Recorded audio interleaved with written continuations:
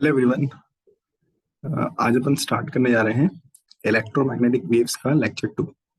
ठीक है। तो मैं रिकमेंड कर रहा हूँ कि आप इस लेक्चर को 1.5x पे देखिए।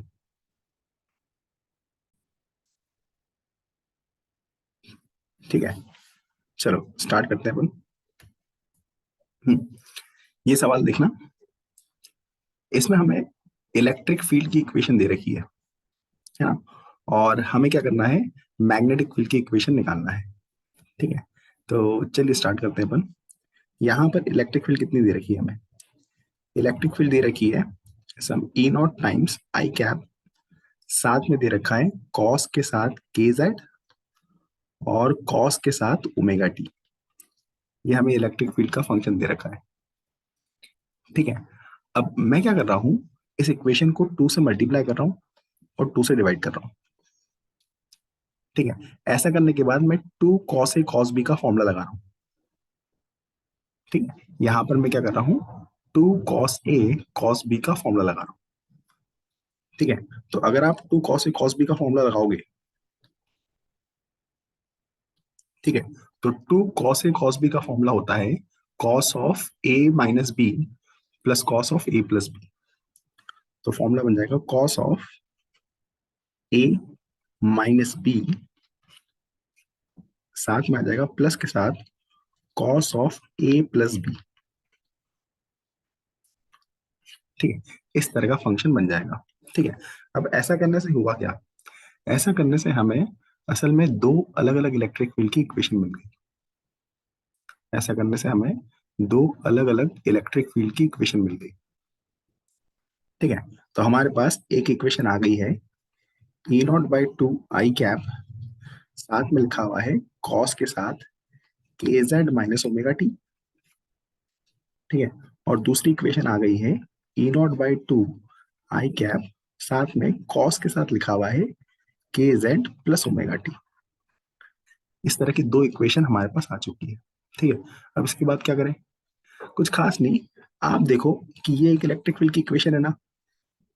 ठीक है, क्या आप इस इलेक्ट्रिक फील्ड की इक्वेशन से मैग्नेटिक फील्ड की इक्वेशन बना सकते हो? क्या हम इस इलेक्ट्रिक फील्ड की इक्वेशन से मैग्नेटिक फील्ड की इक्वेशन बना सकते हैं? बिल्कुल बना सकते हैं। ठीक है, अब ऑब्जर्व करो, ये जो इलेक्ट्रिक फील्ड दे रखी है, ठीक है, या ये जो इलेक्ट्रोमैग्नेटिक वेव दे रखी है, ये इलेक्ट्रोमैग्नेटिक वेव अगर आप देखोगे तो पॉजिटिव जेड डायरेक्शन में ट्रैवल कर रही है। ठीक है, और इस इलेक्ट्रोमैग्नेटिक वेव में जो इलेक्ट्रिक फील्ड है वो आई कैप की डायरेक्शन में है। ठीक है, अब हमें पता है कि अगर इलेक्ट्रिक फील्ड इधर है, मैग्नेटिक फील्ड इधर है, तो इलेक्ट्रोमैग्नेटिक वेव इस डायरेक्शन में ट्रैवल करेगी। ठीक है, अब यहां पर आपको इलेक्ट्रोमैग्नेटिक वेव की डायरेक्शन पता है। ठीक है, यहां पर आपको इलेक्ट्रिक फील्ड की डायरेक्शन पता है, तो आप मैग्नेटिक फील्ड की डायरेक्शन आराम से निकाल सकते हो। मैग्नेटिक फील्ड की डायरेक्शन निकालने के लिए आपको क्या करना पड़ेगा, आपको इलेक्ट्रोमैग्नेटिक वेव और इलेक्ट्रिक फील्ड का क्रॉस प्रोडक्ट करना पड़ेगा। आप इलेक्ट्रोमैग्नेटिक वेव की डायरेक्शन उठा लो, इलेक्ट्रिक फील्ड की डायरेक्शन उठा लो, दोनों का क्रॉस प्रोडक्ट करो, तो उससे आपको मैग्नेटिक फील्ड की डायरेक्शन मिल जाएगी।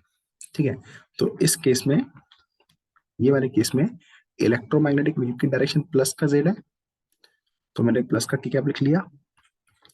इलेक्ट्रिक फील्ड की डायरेक्शन प्लस का आई कैप है, तो मैंने यहाँ पर प्लस का आई कैप लिख लिया। इन दोनों का अगर आप क्रॉस प्रोडक्ट करते हो तो मैग्नेटिक फील्ड की डायरेक्शन आ जाएगी जी कैप में। ठीक है, तो यहां से इस इलेक्ट्रोमैग्नेटिक वेव के करस्पॉन्डिंग या इस इलेक्ट्रिक फील्ड के करस्पॉन्डिंग जो मैग्नेटिक फील्ड बनेगी, उस मैग्नेटिक फील्ड की डायरेक्शन तो पता है हमें। ठीक है, इसके करस्पॉन्डिंग जो मैग्नेटिक फील्ड बनेगी, उस मैग्नेटिक फील्ड की डायरेक्शन हमें पता है जी कैप। ठीक है, अब क्या हम मैग्नेटिक फील्ड की मैक्सिमम वैल्यू निकाल सकते हैं? मैग्नेटिक फील्ड की मैक्सिमम वैल्यू भी बड़े आराम से निकाल सकते हैं। हमें पता है कि इलेक्ट्रिक फील्ड की मैक्सिमम वैल्यू और मैग्नेटिक फील्ड की मैक्सिमम वैल्यू का रेशियो सी के बराबर होता है। ठीक है, क्वेश्चन में इलेक्ट्रिक फील्ड की जो मैक्सिमम वैल्यू है वो देखो ई नॉट बाई टू है ना। तो इलेक्ट्रिक फील्ड की मैक्सिमम वैल्यू है E naught by two divide by magnetic field. ये रेशियो लोगे तो सी के बराबर आएगा। यहां से मैग्नेटिक फील्ड की मैक्सिमम वैल्यू आ जाएगी, है ना। तो मैग्नेटिक फील्ड की मैक्सिमम वैल्यू आ रही है E not divide by 2c। ठीक है, तो हमारे पास यहाँ पर मैग्नेटिक फील्ड की मैक्सिमम वैल्यू है, हमारे पास मैग्नेटिक फील्ड की डायरेक्शन है।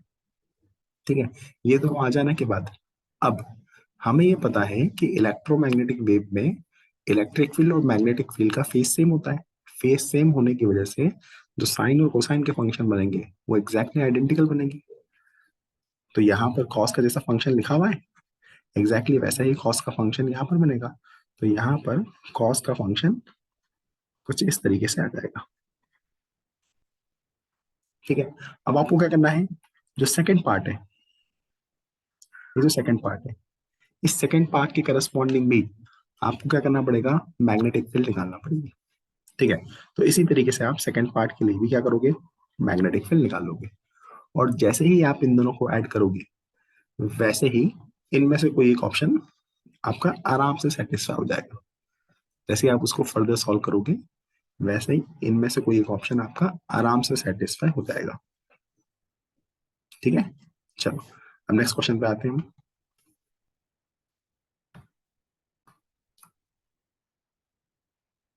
चलो इस क्वेश्चन में क्या दे रखा है कि हमारे पास यहाँ पर एक कंप्लीटली एब्जॉर्बिंग सरफेस है ना? यहाँ पर हमारे पास एक कंप्लीटली एब्जॉर्बिंग सरफेस है। ठीक है, और उसके ऊपर हमने एनर्जी फ्लक्स गिराया है और एनर्जी फ्लक्स की वैल्यू दे रखी है। ठीक है, अब अगर आप ध्यान से देखोगे तो एनर्जी फ्लक्स की जो यूनिट है वो वॉट पर सेंटीमीटर स्क्वायर है ना? एनर्जी फ्लक्स की जो यूनिट है वो वॉट पर सेंटीमीटर स्क्वायर है। पता है, ये एक तरह से इंटेंसिटी हमें दे रखी है, एक तरह से ये हमें इंटेंसिटी दे रखी है। ठीक है, तो आपको इंटेंसिटी या एनर्जी फ्लक्स दे रखा है 25 वॉट पर सेंटीमीटर स्क्वायर, ये आपको दे रखी है इंटेंसिटी। ठीक है, तो क्वेश्चन में आपको इंटेंसिटी दे रखी है। ठीक है, अच्छा मजे की बात यह है कि आपको एरिया भी दे रखा है। तो हम क्या करते हैं, सबसे पहले तो इंटेंसिटी को एरिया से मल्टीप्लाई कर देते हैं। अगर आप इंटेंसिटी को एरिया से मल्टीप्लाई करोगे तो उससे पावर आ जाएगी। ठीक है, तो हम क्या कर रहे हैं, यहाँ पर जो इंटेंसिटी दे रखी है 25 वॉट पर सेंटीमीटर स्क्वायर, उसको एरिया से मल्टीप्लाई कर रहे हैं।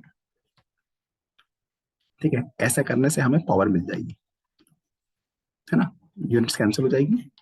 ठीक है, तो हमारी पावर आ जाएगी 625 वॉट के बराबर। ठीक है, पावर तो आ गई। ठीक है, पावर आ जाने के बाद उन लोगों ने क्वेश्चन में क्या पूछा है, उन लोगों ने क्वेश्चन में पूछा है कि आपको बताना है कि कितना मोमेंटम ट्रांसफर होगा 40 मिनट्स के अंदर। आपसे पूछा गया है कितना मोमेंटम ट्रांसफर होगा 40 मिनट के अंदर।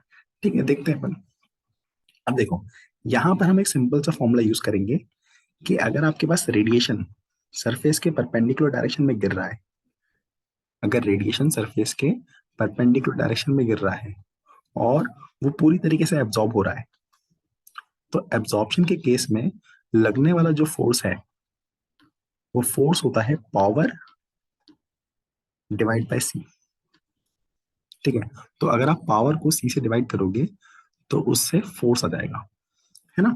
अब हमारे पास पावर की वैल्यू है, हमारे पास स्पीड ऑफ लाइट है, तो यहां से फोर्स आराम से आ जाएगा। ठीक है, तो फोर्स तो हमने निकाल दिया।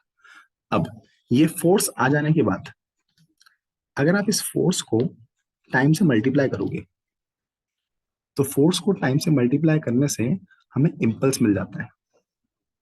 अगर आप फोर्स को टाइम से मल्टीप्लाई करोगे तो उससे हमें इम्पल्स मिल जाएगा। ठीक है, तो यहां से आपको मिल जाएगा इम्पल्स। अब देखो, फोर्स की वैल्यू पता है, टाइम क्वेश्चन में दे रखा है, इम्पल्स आराम से निकाला जा सकता है। और जितना इम्पल्स यहाँ पर ट्रांसफर हो रहा होगा, ठीक है, यहाँ पर जितना इम्पल्स यहाँ पर लग रहा होगा वो इम्पल्स ही असल में मोमेंटम ट्रांसफर्ड के बराबर होगा। ठीक है ना? तो फोर्स हमारा आराम से निकाल सकते हैं, टाइम क्वेश्चन में दे रखा है, दोनों को मल्टीप्लाई करने से हमारा इम्पल्स आ जाएगा या फिर मोमेंटम ट्रांसफर आ जाएगा। ठीक है, चलो अब नेक्स्ट सवाल पे आते हैं अपन। देखिए, यहां पर आपको मैग्नेटिक फील्ड की इक्वेशन दे रखी है और आपको इलेक्ट्रिक फील्ड की इक्वेशन निकालना है। ठीक है, अब यहां पर ये ध्यान रखना, ये थोड़ा सा ट्रिकी है ना? यहां पर इस वैल्यू को देखो तो सबसे पहले इस वैल्यू को देखो तो क्या ये मैग्नेटिक फील्ड की मैक्सिमम वैल्यू है? क्या मैग्नेटिक फील्ड की मैक्सिमम वैल्यू 1.6 इंटू 10⁻⁻⁶ के बराबर है? तो आंसर है नहीं। यहां पर मैग्नेटिक फील्ड की मैक्सिमम वैल्यू 1.6 इंटू 10⁻⁻⁶ के बराबर नहीं है। रीजन ये है, रीजन ये है कि यहां पर जो वेक्टर लिखा हुआ है ना, ये एक यूनिट वेक्टर नहीं है। ये वाला जो वेक्टर है वो सिर्फ डायरेक्शन स्पेसिफाई नहीं कर रहा है, ये वेक्टर उसके मैग्नेटिक फील्ड के मैग्नीट्यूड में भी कंट्रीब्यूट कर रहा है। ठीक है, ये जो वेक्टर लिखा है आपके सामने, ये सिर्फ डायरेक्शन रिप्रेजेंट नहीं कर रहा है। क्यों नहीं रिप्रेजेंट कर रहा है? क्योंकि ये एक यूनिट वेक्टर नहीं है। This is not a unit vector, ये कोई यूनिट वेक्टर नहीं है। तो ये असल में मैग्नेटिक फील्ड के मैग्नीट्यूड में भी कंट्रीब्यूट करेगा। ठीक है ना, तो ये मैग्नेटिक फील्ड के मैग्नीट्यूड में भी क्या करने वाला है, कंट्रीब्यूट करने वाला है। ठीक है, चलो अपन क्या करते हैं, अपन एक एक करके इसको सॉल्व करते हैं। सबसे पहले हम क्या करते हैं, सबसे पहले हम ये जो लिखा हुआ है ना, ये जो भी फंक्शन लिखा हुआ है, इसको यूनिट वेक्टर में कन्वर्ट करते हैं। ठीक है, तो 2i कैप प्लस जे कैप लिखा हुआ है, इसको आप इसके ही मॉड से डिवाइड कर दो, इसको आप इसके ही मॉड से डिवाइड कर दो। ठीक है, under root of A square plus B square से। तो ये जो फंक्शन है ये यूनिट वेक्टर में कन्वर्ट हो जाएगा। ठीक है, तो मैं यहीं पे लिख लेता हूँ, इसको √5 से डिवाइड कर रहा हूँ ताकि यूनिट वेक्टर में कन्वर्ट हो जाए। अब भाई √5 से डिवाइड करा है तो हमें यहाँ पर √5 से मल्टीप्लाई भी करना चाहिए ताकि हमारी इक्वेशन बिल्कुल चेंज ना हो। ठीक है, तो अब क्या हुआ, √5 से मल्टीप्लाई डिवाइड करने से ये जो पूरा पोर्शन है ये कन्वर्ट हो चुका है यूनिट वेक्टर में, ये कन्वर्ट हो चुका है यूनिट वेक्टर में। तो अब ये सिर्फ डायरेक्शन रिप्रेजेंट कर रहा है। अब ये वाला जो पोर्शन है वो सिर्फ डायरेक्शन को रिप्रेजेंट कर रहा है। ठीक है, और हमारी मैग्नेटिक फील्ड की जो मैक्सिमम वैल्यू है वो ये पूरा की पूरा फंक्शन है। ठीक है, तो हम बोल सकते हैं मैग्नेटिक फील्ड की जो मैक्सिमम वैल्यू है वो है 1.6 √5 इंटू 10⁻⁻⁶। ये हो जाएगी मैग्नेटिक फील्ड की मैक्सिमम वैल्यू। ठीक है, मैग्नेटिक फील्ड की मैक्सिमम वैल्यू आ जाने के बाद अब अगर हमें इलेक्ट्रिक फील्ड की वैल्यू निकालना है, इलेक्ट्रिक फील्ड का फंक्शन निकालना है, तो हम क्या करते हैं, सबसे पहले इलेक्ट्रिक फील्ड की मैक्सिमम वैल्यू निकाल लेते हैं। इलेक्ट्रिक फील्ड की मैक्सिमम वैल्यू निकालने के लिए हम ये फॉर्मूला यूज करेंगे कि इलेक्ट्रिक फील्ड की मैक्सिमम वैल्यू और मैग्नेटिक फील्ड की मैक्सिमम वैल्यू का रेशियो सी के बराबर होता है। अब आपके पास मैग्नेटिक फील्ड की वैल्यू है, आपके पास स्पीड ऑफ लाइट है, यहां से इलेक्ट्रिक फील्ड की मैक्सिमम वैल्यू बड़े आराम से आ जाएगी। ठीक है, तो हमने इलेक्ट्रिक फील्ड की मैक्सिमम वैल्यू तो निकाल ली, एक पार्ट तो हमारा हो गया। ठीक है, ये पार्ट हो जाने के बाद अब हम क्या करेंगे, इलेक्ट्रिक फील्ड की डायरेक्शन निकालेंगे, है ना। मैक्सिमम वैल्यू निकालने के बाद अब हम क्या करेंगे, डायरेक्शन निकालेंगे। अब देखना डायरेक्शन कैसे निकालेंगे। हमें पता है कि इलेक्ट्रिक फील्ड अगर इधर है, मैग्नेटिक फील्ड अगर इधर है, तो इलेक्ट्रोमैग्नेटिक वेव इस डायरेक्शन में होती है। Electromagnetic wave E vector cross B vector की डायरेक्शन में होती है। ठीक है, अब क्वेश्चन में आप अगर देखोगे तो मैग्नेटिक फील्ड दे रखी है या फिर मैग्नेटिक फील्ड की डायरेक्शन दे रखी है। ठीक है, मैं यहाँ पर मैग्नेटिक फील्ड की डायरेक्शन लिख लेता हूँ। मैग्नेटिक फील्ड की डायरेक्शन है 2i कैप प्लस जे कैप। आप चाहो तो इसको वेक्टर फॉर्म में लिख सकते हो, नहीं यूनिट वेक्टर के फॉर्म में लिख सकते हो, नहीं भी लिखना चाहते हो तो चलेगा। ठीक है, मैंने अभी मैग्नेटिक फील्ड की सीधी सीधी डायरेक्शन लिख ली है, यूनिट वेक्टर में कन्वर्ट नहीं करा। ठीक है, तो मैग्नेटिक फील्ड की डायरेक्शन है हमारे पास। अच्छा, इलेक्ट्रोमैग्नेटिक वेव की डायरेक्शन है क्या? इस फंक्शन को देखो, यहाँ पर दोनों टर्म्स पॉजिटिव है, दोनों टर्म्स अगर पॉजिटिव है तो वेव ट्रैवल करेगी नेगेटिव डायरेक्शन में। तो यहाँ पर वेव ट्रैवल करेगी माइनस का के कैप डायरेक्शन में, वेव ट्रैवल करेगी माइनस का के कैप डायरेक्शन में। तो हमारे पास इलेक्ट्रोमैग्नेटिक वेव की भी डायरेक्शन है। ठीक है, अब बड़ी सिंपल सी बात है कि अगर आप इन दोनों का क्रॉस प्रोडक्ट करोगे, मतलब मैग्नेटिक फील्ड और इलेक्ट्रोमैग्नेटिक वेव दोनों का क्रॉस प्रोडक्ट करोगे, तो दोनों के क्रॉस प्रोडक्ट से हमें इलेक्ट्रिक फील्ड की डायरेक्शन मिल जाएगी।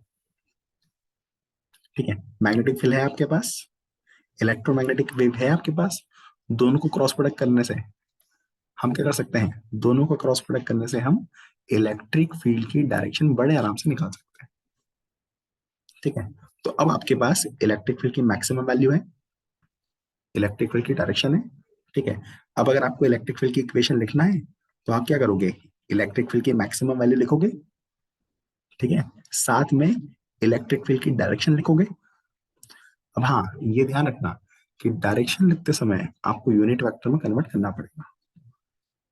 ठीक है, तो जब आप डायरेक्शन लिखोगे तो आपको यूनिट वेक्टर में कन्वर्ट करना पड़ेगा। ठीक है, तो इलेक्ट्रिक फील्ड की मैक्सिमम वैल्यू लिख लेना, इलेक्ट्रिक फील्ड की डायरेक्शन लिख लेना। इतना करने के बाद हमें पता है कि इलेक्ट्रिक फील्ड और मैग्नेटिक फील्ड सेम फेज में होती है। सेम फेज में होने की वजह से जैसा कॉस का फंक्शन यहाँ पर लिखा हुआ है वैसा ही कॉस का फंक्शन यहाँ पर आ जाएगा। ठीक है, जैसे ही आप ऐसा करोगे वैसे ही आपका कोई ना कोई ऑप्शन मैच कर जाएगा। ठीक है, चलिए अब नेक्स्ट क्वेश्चन देखते हैं। नेक्स्ट क्वेश्चन में क्या दे रखा है, नेक्स्ट क्वेश्चन में हमें सन से आने वाली जो लाइट है या सन से आने वाली जो इलेक्ट्रोमैग्नेटिक वेव है, ठीक है, उसकी इंटेंसिटी दे रखी है। सन से आने वाली जो लाइट है उसकी इंटेंसिटी दे रखी है। ठीक है, और हमें क्या करना है, हमें RMS value of magnetic field बताना है। हमें मैग्नेटिक फील्ड की आरएमएस वैल्यू बताना है। ठीक है, अब देखो, जो सन से इंटेंसिटी आ रही होगी ना, जो सन से आने वाली इंटेंसिटी है, ठीक है, या जो सन से आने वाली इलेक्ट्रोमैग्नेटिक वेव है, उसकी इंटेंसिटी के अंदर इलेक्ट्रिक फील्ड का भी कंट्रीब्यूशन होगा और मैग्नेटिक फील्ड का भी कंट्रीब्यूशन होगा। ठीक है, अगर आप इलेक्ट्रिक फील्ड का कंट्रीब्यूशन लिखना चाहते हो तो आप क्या करोगे, half epsilon naught A R M S का स्क्वायर, ये एनर्जी डेंसिटी होती है, इस एनर्जी डेंसिटी को सी से मल्टीप्लाई कर दोगे। अगर आप एनर्जी डेंसिटी को सी से मल्टीप्लाई करते हो तो उससे आपको इंटेंसिटी मिल जाएगी। ठीक है, अब ये पोर्शन रिप्रेजेंट कर रहा है सिर्फ इलेक्ट्रिक फील्ड की इंटेंसिटी। ठीक है, साथ में हम क्या करेंगे, अगर हमें मैग्नेटिक फील्ड की करस्पॉन्डिंग इंटेंसिटी लिखना है तो मैग्नेटिक फील्ड की करस्पॉन्डिंग जो एनर्जी डेंसिटी होती है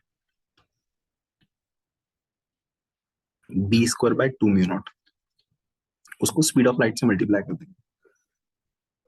ठीक है, तो ऐसा करने से हमें मैग्नेटिक फील्ड की corresponding energy density, magnetic field की करस्पॉन्डिंग इंटेंसिटी मिल जाएगी। ठीक है, अब बात क्या है कि ये वाली जो इंटेंसिटी है और ये वाली जो इंटेंसिटी है इलेक्ट्रोमैग्नेटिक वेव में, ये दोनों बराबर होती है। ठीक है, दोनों बराबर होने की वजह से हम चाहे तो टोटल इंटेंसिटी को ऐसे भी लिख सकते हैं, बी आर एम एस का square by 2 mu naught into C का ट्वाइस। ठीक, ये दोनों ही वैल्यूज बराबर है, तो मैं नेट इंटेंसिटी को इस तरीके से लिख सकता हूँ, है ना। चलिए, अब क्वेश्चन में आपको क्या डेटा पता है, आपको इंटेंसिटी पता है, आपको सी पता है, आपको म्यू नॉट पता है, यहां से मैग्नेटिक फील्ड की आरएमएस वैल्यू आराम से निकल जाएगी। और क्वेश्चन में आपसे वही पूछा था। ठीक है, चलिए नेक्स्ट सवाल देखते हैं हम। क्या दे रखा है हमें, हमें दे रखा है कि एक इलेक्ट्रोमैग्नेटिक वेव है, उसकी इंटेंसिटी दे रखी है। ठीक है, इलेक्ट्रोमैग्नेटिक वेव की इंटेंसिटी दे रखी है। ठीक है, ये इलेक्ट्रोमैग्नेटिक वेव किसी दूसरे मीडियम के अंदर एंटर कर गई है, उस मीडियम का रिफ्रैक्टिव इंडेक्स एन हमें पता है, उस मीडियम का रिफ्रैक्टिव इंडेक्स हमें पता है। ठीक है, और हमसे क्या पूछा गया है, हमसे पूछा गया है कि find the ratio of magnitude of electric field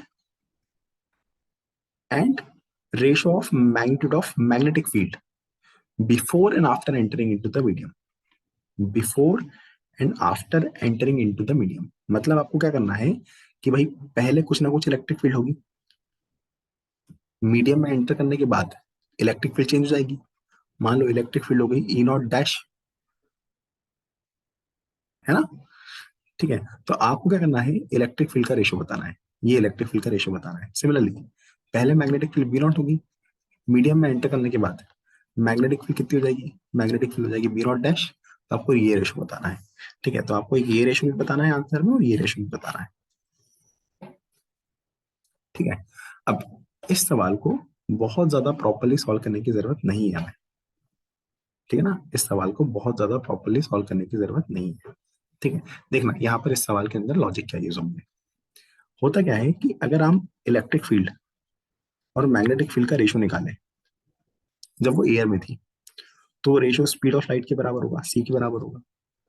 ठीक है, अब होगा क्या, मीडियम में एंटर करने के बाद अगर हम नई इलेक्ट्रिक फील्ड लिखें, नई मैग्नेटिक फील्ड लिखें, तो इन दोनों का जो रेशियो है वो मीडियम में वेव की स्पीड के बराबर होगा। ऐसे कुछ होगा ना। ठीक है, अब आप क्या करो, अब आप इन दोनों इक्वेशन को डिवाइड कर दो, इन दोनों इक्वेशन को डिवाइड कर दो। ठीक है, दोनों इक्वेशन को डिवाइड करने से ऐसा एक्सप्रेशन बनेगा, E naught by E naught dash. ठीक है, साथ में बनेगा B naught dash upon B naught, और राइट हैंड साइड में बनेगा सी बाय बी। दोनों को डिवाइड करने से इतना सिंपल सा एक्सप्रेशन बनेगा।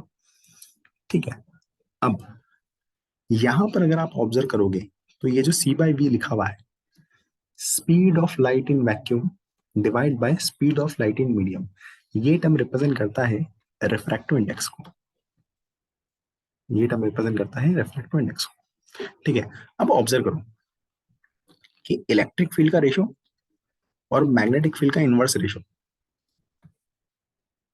इलेक्ट्रिक फील्ड का रेशो और मैग्नेटिक फील्ड का इनवर्स रेशो, दोनों का प्रोडक्ट एन के बराबर आ रहा है। अब आप सीधे ऑप्शन पे जंप कर जाओ। ठीक है, अगर इलेक्ट्रिक फील्ड का रेशो ये है, मैग्नेटिक फील्ड का रेशो ये है।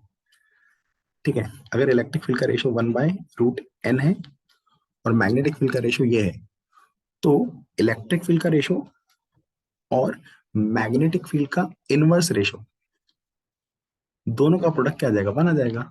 वो n के बराबर आएगा क्या इस ऑप्शन में, नहीं आएगा, तो ये ऑप्शन तो गलत है। अब ये ऑप्शन देखो, इलेक्ट्रिक फील्ड का रेशो इतना है, मैग्नेटिक फील्ड का इनवर्स रेशो अगर आप निकालोगे तो वो इतना आएगा, दोनों का प्रोडक्ट करने पे 1 आ रहा है, ये प्रोडक्ट n के बराबर तो आ नहीं रहा है, तो ये ऑप्शन भी गलत है। सिमिलरली थर्ड ऑप्शन देखो, इलेक्ट्रिक फील्ड का रेशो इस ऑप्शन में कितना दे रखा है, √n, मैग्नेटिक फील्ड का इनवर्स रेशो निकालोगे तो वो भी √n आ जाएगा, दोनों को प्रोडक्ट करने से आंसर n आ रहा है, तो ये ऑप्शन हमारी कंडीशन को सेटिस्फाई कर रहा है, तो यही हमारा आंसर होगा। ठीक है, इसमें आपको बहुत ज्यादा प्रॉपरली सॉल्व करने की जरूरत नहीं। ठीक है, चलिए नेक्स्ट सवाल देखते हैं। क्या दे रखा है क्वेश्चन में, हमारे पास एक लैंप है जो कि मोनोक्रोमेटिक लाइट को एमिट कर रहा है। ठीक है, सारी डायरेक्शंस में, है ना, सारी डायरेक्शन में। तो हम क्या करेंगे, हमारा जो लैंप है उस लैंप को एक पॉइंट सोर्स मान लेंगे, हमारा जो लैंप है उसको हम एक पॉइंट सोर्स मान लेंगे। हम ऐसा मान लेंगे कि उस लैंप से चारों डायरेक्शन में इलेक्ट्रोमैग्नेटिक वेव एमिट हो रही है। ठीक है, और क्या पूछा गया है, पूछा गया है कि लैंप इज 3% एफिशिएंट, लैंप की एफिशिएंसी दे रखी है। ठीक है, और लैंप कितनी पावर कंज्यूम कर रहा है, वो पावर कंज्यूम भी दे रखा है। ठीक है, और आपसे पूछा गया क्या है, आपसे पूछा गया है कि find the amplitude of electric field associated with the electromagnetic wave at a distance of 5 metre from the lamp। ठीक है, तो देखना अपन इस प्रॉब्लम को कैसे अप्रोच करेंगे। आपको ऐसा बोला है कि इलेक्ट्रिकल पावर कितनी कंज्यूम हो रही है, जो इलेक्ट्रिकल पावर है, ठीक है, वो कंज्यूम हो रही है 100 वॉट के बराबर। ठीक है, अब आपके लैंप की इफिशियंसी 3% है, लैंप की इफिशियंसी 3% होने का मतलब ये है कि इस इलेक्ट्रिकल पावर का सिर्फ 3% इलेक्ट्रोमैग्नेटिक वेव में कन्वर्ट हो रहा है ना। इस इलेक्ट्रिक पावर का सिर्फ 3% रेडिएशन किस में कन्वर्ट हो रहा है, इलेक्ट्रोमैग्नेटिक वेव में कन्वर्ट हो रहा है। ठीक है, तो ये जो 100 वॉट है इसका 3% किस में चले जाएगा, इलेक्ट्रोमैग्नेटिक वेव में चले जाएगा। तो यहां से इलेक्ट्रोमैग्नेटिक वेव के लिए जो पावर है वो पावर आ जाएगी 3 वॉट के बराबर। ठीक है, तो आपकी जो इलेक्ट्रोमैग्नेटिक वेव एमिट हो रही है यहाँ से उसकी पावर है। ठीक है, अब ये जो पावर है ये चारों डायरेक्शन में जाने वाली है। ठीक है, तो आप क्या करो, यहां पर एक 5 मीटर का स्पीयर बना लो, 5 मीटर की रेडियस का स्पीयर बना लो, ठीक है। जो भी हमारे लैम्प से पावर निकली है वो इस स्पीयर के ऊपर गिरने वाली है, ठीक है। तो अगर आप पावर को इस स्पीयर के एरिया से डिवाइड कर दोगे तो आपको इलेक्ट्रोमैग्नेटिक वेव की इंटेंसिटी मिल जाएगी, है ना। अगर आप पावर को पूरे स्पीयर के एरिया से डिवाइड कर दोगे, ठीक है, तो आपको इलेक्ट्रोमैग्नेटिक वेव की इंटेंसिटी मिल जाएगी, ठीक है। अब आपके पास पावर है 3 के बराबर, एरिया अगर आपको निकालना है तो एरिया हो जाएगा 4 पाई r स्क्वायर, रेडियस जो है वो 5 के बराबर है, ठीक है। तो अभी हमने क्या करा है, अभी हमने सिर्फ इलेक्ट्रोमैग्नेटिक वेव की इंटेंसिटी निकाली है 5 मीटर पे, ठीक है। इंटेंसिटी निकाल लेने के बाद, ठीक है, अब इलेक्ट्रोमैग्नेटिक वेव की इंटेंसिटी अगर आप लिखना चाहो तो इलेक्ट्रोमैग्नेटिक वेव की इंटेंसिटी हम ऐसे लिख सकते हैं, half epsilon naught E R M S का स्क्वायर, एनर्जी डेंसिटी लिख ली, सी से मल्टीप्लाई कर दो, ठीक है। एनर्जी डेंसिटी को सी से मल्टीप्लाई करने से हमें इंटेंसिटी मिल जाएगी सिर्फ इलेक्ट्रिक फील्ड के करस्पॉन्डिंग। अच्छा, हमें पता है कि मैग्नेटिक फील्ड के करस्पॉन्डिंग भी जो एनर्जी डेंसिटी की वैल्यू है वो तो सेम ही आती है, तो हम टोटल एनर्जी, टोटल इंटेंसिटी निकालने के लिए इसको 2 से मल्टीप्लाई कर सकते हैं। इलेक्ट्रिक फील्ड के करस्पॉन्डिंग जितनी इंटेंसिटी आती है उतनी ही इंटेंसिटी मैग्नेटिक फील्ड के करस्पॉन्डिंग आती है, तो टोटल निकालने के लिए हम इसको 2 से मल्टीप्लाई कर सकते हैं, ठीक है। अब देखो, आपको क्वेश्चन, आपने यहाँ पर इंटेंसिटी तो निकाल ली थी, एप्सिलॉन नॉट आपको पता है, सी आपको पता है, यहां से आप इलेक्ट्रिक फील्ड की आरएमएस वैल्यू बड़े आराम से निकाल सकते हो, इलेक्ट्रिक फील्ड की आरएमएस वैल्यू आराम से निकाल सकते हो। और इलेक्ट्रिक फील्ड की आरएमएस वैल्यू को आप लिख सकते हो, या आरएमएस वैल्यू को आप लिख सकते हो पीक वैल्यू अपॉन √2। अगर आपको आरएमएस वैल्यू पता है तो आपकी जो पीक वैल्यू है वो भी बड़ा आराम से कैलकुलेट हो जाएगी, ठीक है। चलिए नेक्स्ट क्वेश्चन देखते हैं हम। यहाँ पर क्या दे रखा है, आपको एक प्लेन इलेक्ट्रोमैग्नेटिक वेव दे रखी है, ठीक है, और उसमें इलेक्ट्रिक फील्ड की इक्वेशन दे रखी है, ठीक है। और आपसे पूछा गया है कि मीडियम का डाइलेक्ट्रिक कांस्टेंट निकालो, मीडियम का डाइलेक्ट्रिक कांस्टेंट निकालो। ये थोड़ा अजीब सा सवाल दिख रहा है ना, ये थोड़ा अजीब सा सवाल दिख रहा है कि कैसे निकालेंगे ये, ठीक है। तो सबसे पहले तो अपन डाइलेक्ट्रिक कांस्टेंट के बारे में, या सबसे पहले एक काम करते हैं, हम रिफ्रैक्टिव इंडेक्स के बारे में बात करते हैं, ठीक है ना। तो होता क्या है कि अगर आप 1/μ0 × ε0, है ना, ये टर्म की वैल्यू निकालते हो तो ये आती है c² के बराबर, ये वाली जो टर्म है इसकी वैल्यू आती है c² के बराबर, ठीक है। एक ये पॉइंट आपको आपने पढ़ा होगा, ठीक है। फिर अगर आप रिलेटिव परमिएबिलिटी और रिलेटिव परमिटिविटी दोनों का प्रोडक्ट करते हो, रूट ले लेते हो, है ना।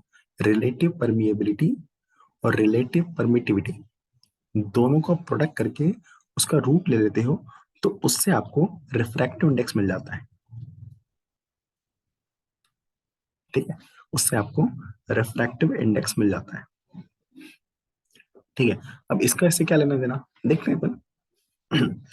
होता क्या है कि बहुत सी बार क्वेश्चन